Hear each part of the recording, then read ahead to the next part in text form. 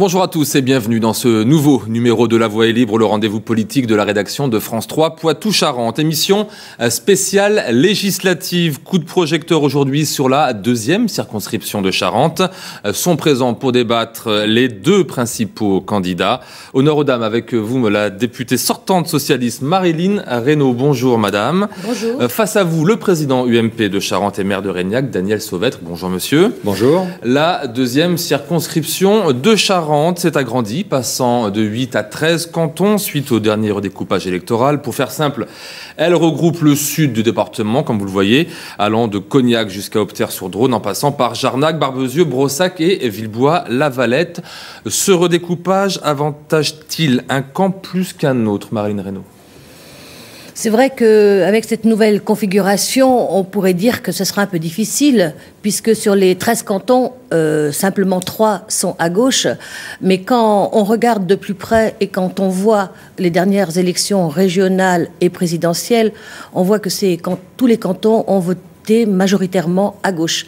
Mais une élection n'est jamais jouée. Donc c'est plutôt rassurant pour vous, même si je comprends bien, au départ, apparemment, ça aurait été fait pour que ce soit plus difficile pour la gauche, c'est ça que vous êtes en train de dire ? Non, c'est pas ça du tout, parce qu'il fallait absolument être en accord avec les règles au niveau du Conseil constitutionnel, que chaque député soit représenté par le même nombre de populations.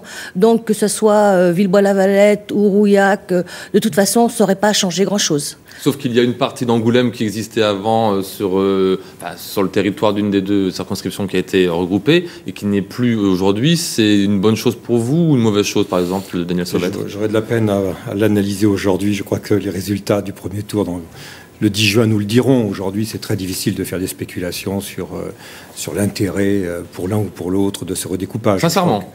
Très sincèrement, je pense qu'il y avait plusieurs écoles. Vous savez que je crois que le député sortant de la première circonscription aurait souhaité un découpage qui vienne en pointe pour chacune des circonscriptions sur Angoulême. Et le député sortant de la troisième circonscription était plus d'accord avec celle-ci. Vous voyez, je crois que le choix qui a été fait, il avait son intérêt au-delà des clivages partisans. Alors, c'est pas tout à fait la vérité. C'est pas tout à fait la vérité. Non, c'est pas. Non, c'était surtout Jérôme Lambert qui voulait ce genre de découpage.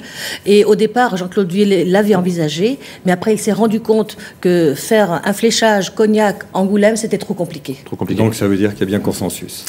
Vous vous connaissez très bien, tous les deux. Pas du tout. Vous vous connaissez plutôt bien, tous les deux, puisque vous étiez dans la même classe de terminale au lycée de Barbezieux. On a appris ça dans la presse cet hiver. Quel souvenir avez-vous l'un de l'autre de cette époque, Marilyn ? C'était à une époque un peu troublée, dans le sens où les années lycée, c'était des années très sympathiques. On était tous les deux en littéraire. Et, non, je ne peux pas dire... nous étions calmes tous les deux. Troublés parce que 68 c'était un peu de temps 74, après. C'était en 64. Non, mais il n'y a pas... Je n'ai pas de souvenir particulier de M. Sauvêtre. C'est vrai, on était ensemble en classe, voilà. Moi, j'ai le souvenir d'une époque que j'aimerais revivre. C'était le bon temps. On avait 17 ans. Vous vous souvenez de Marilyn Reynaud de ce Oui, temps-là ? je me souviens de Marilyn Reynaud, bien sûr. Oui. Parce que vous êtes parti, après vous avez fait un peu le tour du monde, vous connaissez un tout petit peu, on connaît un peu Marilyn Reynaud, parce que c'est la députée sortante, forcément, on vous connaît un oui, peu moi, c'est moins. le choix que j'avais fait après. Vous êtes un peu globe-trotter quand vous étiez jeune. Pendant 3 ans, avant de me mettre sérieusement au travail, j'ai voyagé dans l'exploitation familiale.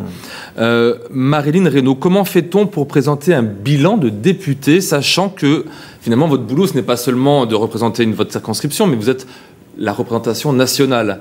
Donc on fait comment pour mener campagne ? C'est pas si facile. Eh bien, d'abord, on présente son bilan, aussi bien au niveau national qu'au niveau des territoires, en disant, par exemple, que j'ai fait mes 400 permanences cantonales, mes 300 jours de permanence à Jarnac, mes interventions également à l'Assemblée nationale, toutes les manifestations, tous les dossiers que j'ai traités. Donc, c'est vrai que quand je fais campagne, j'ai toute une partie territoire et une partie à l'Assemblée nationale, où je me suis occupée surtout de santé environnementale et de sécurité. On va y revenir, oui. Mais quand vos électeurs, enfin en tout cas les gens qui sont dans votre circonscription vous voient et vous disent alors qu'est-ce que vous avez fait pour nous, vous répondez quoi ? Non, mais ils le savent très bien, puisque j'ai reçu plus de 5000 personnes et j'ai traité 20 000 dossiers. Et ils savent que je suis une députée présente, de proximité, et qu'il est très facile pour moi de me joindre, aussi bien les personnes physiques que les syndicats, les associations. On va revenir sur ce que vous venez de dire sur le député de proximité. J'imagine que c'est quelque chose qui vous plaît, ce terme-là, député de proximité. Si oui, je pense que député ça veut dire quoi? Excusez-moi, je ne comprends pas trop. Député de proximité, parce qu'encore une fois, un député, vous êtes la représentation nationale. Donc, de proximité, ça veut dire quoi? Parce qu'il y a deux dimensions. Il y a une dimension forcément du député qui fait la loi, mais qui en même temps est le porte-parole des attentes, des espérances de la population qu'il représente, et surtout de son territoire. Et c'est peut-être là que la députée sortante, si elle a un bilan de proximité, on aimerait, il me semble, que la Charente a envie d'avoir une voix plus forte sur les questions stratégiques qui la concernent. Et il me semble qu'il y a une attente très forte sur notre circonscription pour qu'on parle un peu plus haut et fort à Paris et qu'on porte les attentes de notre circonscription. Alors on lance le débat. Quel est selon vous le bilan de Marilyn Reynaud? Et en quoi est-ce qu'il n'est pas bon? Parce que j'imagine que vous n'allez pas dire qu'il est super bon. C'est-à-dire que sur les questions qui me semblent extrêmement importantes pour la Charente, je pense aux axes routiers, je pense à la RN10, la 141, où nous progressons, mais nous sommes encore très loin du compte. Je pense que ce territoire a besoin de faire savoir à Paris que ce qui se passe en Charente n'est pas supportable et que nous devons aller beaucoup plus loin que ce qui est prévu à ce jour. Je pense qu'on attend la députée sur ce... Alors, il suffit... Vous n'êtes pas allé assez loin, Marilyn Reynaud? Non, c'est pas du tout.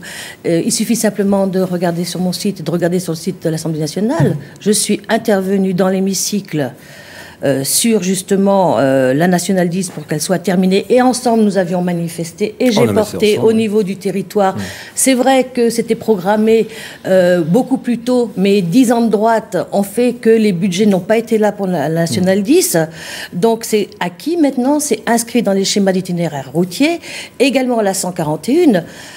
Mon mandat de député, le dernier, jusqu'en 2002, on avait travaillé avec les services de l'État à l'époque. Il y avait eu tout un document qui avait été fait par les services de l'État, justement avec des itinéraires, des choix que devaient faire les élus, et également des études. Et c'est resté lettre morte pendant 10 ans. Ça veut dire Il faut dire simplement que actuellement, j'étais dans la minorité, dans l'opposition. Est-ce que ça veut dire que vous n'avez qu'une envie, c'est d'être député de la majorité pour que le boulot soit plus simple? Ah ben, oui. Est-ce qu'il sera plus simple? Est-ce que vous êtes sûr qu'il sera plus simple? C'est plus simple, c'est plus facile, disons. C'est vrai que pour avoir des rendez-vous dans les ministères quand on est dans la majorité, c'est quand même plus simple. Encore que sur divers dossiers comme la viticulture, lors de ce mandat, je suis allée avec des viticulteurs pour des problèmes de forfait agricole et nous avons eu gain de cause. Donc quand vraiment on a un projet à faire avancer, c'est plus dur quand on est dans la minorité que dans la majorité. Daniel Sauvêtre, le dossier prioritaire de votre circonscription, ça serait quoi? Il y en a plusieurs, mais je pense en ce moment aux droits de plantation, puisque les droits de plantation, en 2007, la Commission a proposé au Conseil des ministres de l'Agriculture de les supprimer, ce qui a été fait. Et donc, à l'époque, Marilyn Reynaud était députée européenne avant de devenir députée de la circonscription. Et ce dossier, à mon sens, a manqué d'une écoute du terrain, de la viticulture, pour comprendre là où on mettait les pieds. Et aujourd'hui, il va falloir faire marche arrière, et ça ne va pas être simple. Alors, je vais rétablir les choses. Le problème des droits de plantation a été porté fin 2007. Et en 2007, fin 2007, j'étais députée à l'Assemblée nationale. Le ministre de l'Agriculture, M. Barnier, a signé la libéralisation des droits de plantation. À la suite de ça, il y a eu un gros mouvement de députés, tous bords confondus, pour dire qu'il y avait quand même une bêtise. Attendez, sauf que monsieur Barnier voulait être commissaire européen, donc il a été très gentil avec la Commission. C'est monsieur Bussereau qui me l'a rapporté. À la suite de ça, le gouvernement a donné à madame Vautrin, qui n'est pas députée du Nord, mais députée de la Marne, un rapport du gouvernement qui n'est pas un rapport parlementaire. Je suis intervenue dans l'hémicycle, je suis intervenue également à la délégation européenne pour dire que j'étais contre, et le groupe socialiste a fait une proposition de résolution. Donc ce dossier-là, je ne l'ai absolument pas négligé. Daniel Sauvêtre, un dernier point là-dessus. Il me semble que ces derniers temps, quand on voulait travailler sur ce dossier, j'avais plutôt Elisabeth Morin sur le terrain ou Catherine Vautrin qui est venue que la députée de circonscription. Mais on peut en débattre. En tous les cas, il me semble qu'il va falloir travailler dur pour pouvoir inverser les choses, puisque nous serons vite en 2018 et les choses sont écrites et il faut aujourd'hui proposer et réussir avec les autres pays européens l'inversion de ce qui a été décidé. Monsieur Sauvêtre, vous avez fait des réunions uniquement propres à votre parti. Moi, j'ai participé à des réunions avec le bureau interprofessionnelle du cognac, j'ai participé à des réunions organisées avec les viticulteurs. Donc, je ne parle pas des réunions que j'ai organisées internes à mon parti. Non, je suis viticulteur et j'ai organisé des réunions avec les organisations viticoles. On est d'accord. Non, mais c'est pas un point sur lequel il me faut me réprimer parce que vraiment, je m'en suis très occupée. Daniel Sauvette, vous dites libéral, hein, complètement. Vous assumez ce terme libéral. Est-ce que c'est pas trop difficile de le porter? Alors, je dis l'humanisme libéral. Le terme libéral a des connotations qui me sont insupportables. Donc, parce qu'en ces temps de crise économique due essentiellement à des excès de libéralisme, c'est ça que vous dites? Ces temps de crise, ce que l'on souhaite, c'est d'avoir des règles du jeu qui soient plus performantes de manière à ce que les équilibres soient respectés. Et à mon sens, je suis quelqu'un qui défend des règles du jeu performantes qui, justement, évitent aujourd'hui des délocalisations trop rapides. Donc, surtout, ne me caricaturez pas. C'est une évolution dans votre vie politique. Vous avez été madeleïniste à un moment donné, donc les règles du jeu, c'était moins... Je préfère dire aujourd'hui que j'étais dans le parti de Dominique Bussereau et de Jean-Pierre Raffarin. C'était le même. Donc, la connotation qui peut être apportée, je ne la revendique pas du tout. Je suis quelqu'un qui est profondément, et la preuve, je suis aujourd'hui un producteur d'une production mondialisée et je me bats tous les jours pour produire en France et essayer de trouver les moyens de résister aux affres de la mondialisation. Marine Reynaud, vous faites partie des députés qui ont posé le plus de questions écrites, je crois, à l'Assemblée nationale lors de la dernière législature. Et ce sont les questions environnementales qui ont occupé la majorité, en tout cas une grande partie de vos interventions. Si vous êtes réélu, vous continuez? Bien sûr, parce que oui, je suis dans les 10 premières à avoir posé autant de questions. Justement, vous parliez... Parce que vous avez eu des réponses, parce que c'est bien de poser des questions. Oui, mais pas dans toutes, parce que l'ancien gouvernement ne répondait pas tout le temps. Mais si vous voulez, comment lier le national et la proximité, être législateur et écouter ce qu'on vous dit, ce que vous disent les citoyens. C'est justement par toutes les permanences, les rencontres que j'ai fait, que j'ai posé des questions écrites, justement pour préciser des choses, pour demander des modifications. Et après, ça nourrit le travail parlementaire. Daniel Sauvette, quel député seriez-vous au quotidien, concrètement? Vous avez dit que vous seriez un député de proximité, mais encore?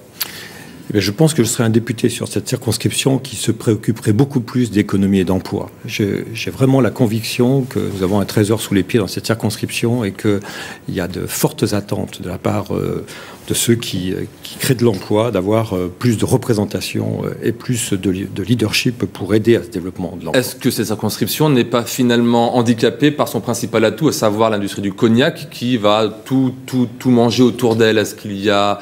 On peut rien faire sans l'industrie du cognac dans votre circonscription? Non, je pense que ça s'additionne. C'est-à-dire que nous avons la chance extraordinaire d'avoir cette industrie du cognac qui aujourd'hui est portée par la demande internationale, y compris les pays émergents. Donc il faut complètement s'en satisfaire. Imaginez toutes les autres régions qui souhaiteraient avoir un excédent commercial comme celui que nous avons. Mais en même temps, nous avons toute la circonscription qui, en complément, recèle de très belles activités, de très belles PME. Et moi, ce qui me frappe, puisque je les visite, je pousse la porte des entreprises, on me dit, on aimerait ressentir beaucoup plus que les collectivités et les politiques de ce département s'intéressent à nous et nous aident à nous développer. Je souhaite être ce député-là.